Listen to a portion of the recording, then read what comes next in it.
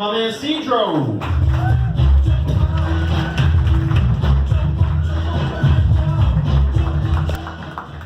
What's going on, San Diego? I'd like to start off by telling you guys a little bit about myself. I work for an organization dedicated to keeping guns off the streets. I'm pretty proud about that.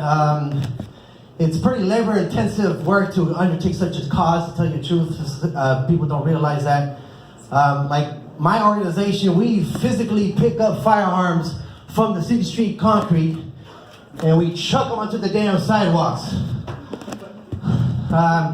Make sure those roads are nice and clear and unobstructed. The name of the organization is San Diegans Against Street Traffic Congestion. So once the firearms end up reaching the sidewalks, well, that's beyond our jurisdiction. We leave that to organizations that are dedicated to keeping guns off of the sidewalks. Don't want to do too much, I end up shooting myself in the foot when I do that. I grew up in a rough neighborhood.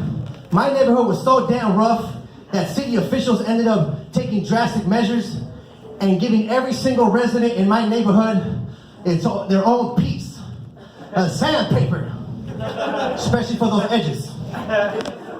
I applauded city officials, to tell you the truth, because they just smooth things over.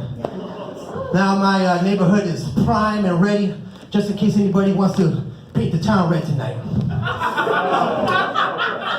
That joke is for any of the carpenters or painters in the audience today. Right on, right on. Actually, I didn't really have any crime in my neighborhood. It was pretty crime-free. We had an armed security guard posted up in the middle of the neighborhood, 24/7. Armed security guard. His name was Jim.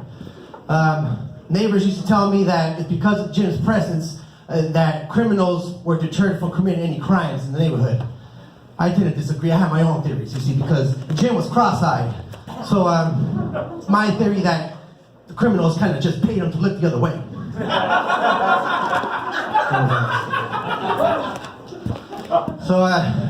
Anyways, in my neighborhood, my neighbors were being arrested for like weird crimes, strange crimes, to tell you the truth. Like I had this one neighbor, you guys are familiar with Netflix, right? I had this one neighbor that was arrested for binge watching. He was a peeping Tom.